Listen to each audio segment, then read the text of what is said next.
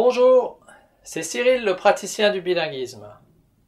Aujourd'hui, je vous emmène au Japon où j'ai interviewé un Français, Alain Laufenburger, de l'université de Kagoshima.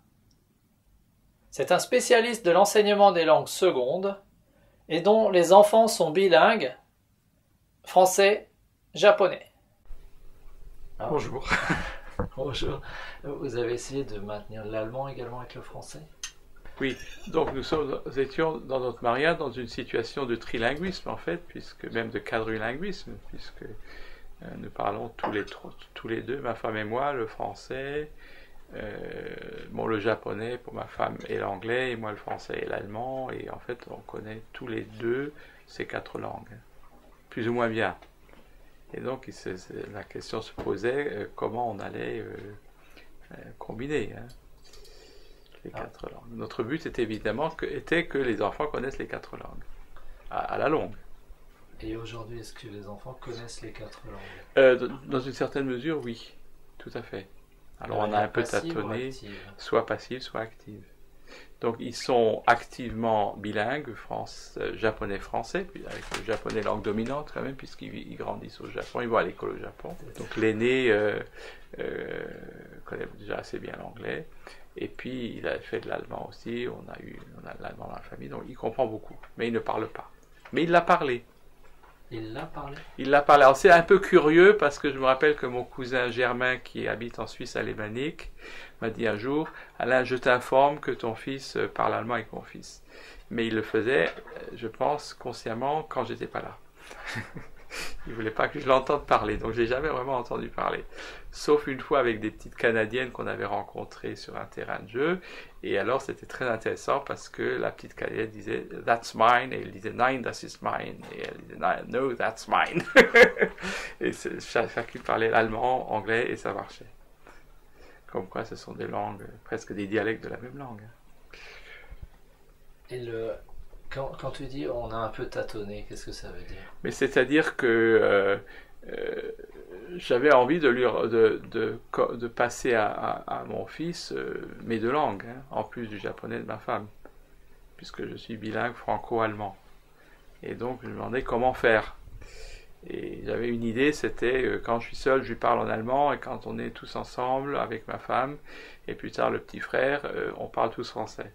Et en fait ça n'a pas marché. Pour quelle raison? Et bien on s'est rendu compte que finalement, eux, les enfants, puisqu'après le petit frère est arrivé, préféraient le système un parent, une langue. Ça, c'était un système qui les sécurisait parce que c'était automatique. Je parle à papa, je parle en français, je parle à maman, je parle en japonais. On n'a pas besoin de réfléchir, ça vient tout seul. C'est le système que tu conseillerais aujourd'hui? Ah, je trouve que c'est formidable. C'est le plus rassurant, c'est le moins angoissant, c'est le plus automatique. Ça crée vraiment un automatisme. L'enfant n'a pas besoin de réfléchir, ça vient tout seul. Là. La langue du père, la langue de la mère. Et qu'est-ce qu'on aurait pu faire dans un tel cas alors pour maintenir l'allemand? Ah, il faut trouver autre chose. Nous on l'a mis à l'école maternelle bilingue en Alsace pendant les périodes où nous étions en Alsace, c'est-à-dire le mois de septembre, pendant 3 ans. Ce qui lui a donné quand même des bases. C'est une des choses qui a fait qu'en fait il comprend beaucoup l'allemand. Je suis toujours étonné de ce qu'il comprend. Donc on a réussi à sauver quelque chose même s'il n'y a pas de trilinguisme natif. Ah mais il y a quelque chose, c'est assez passif, mais c'est une base et le jour où il voudra faire de l'allemand, il pourra construire là-dessus. Donc c'est positif. Et il est à l'aise, quoi, ça ne lui fait pas peur.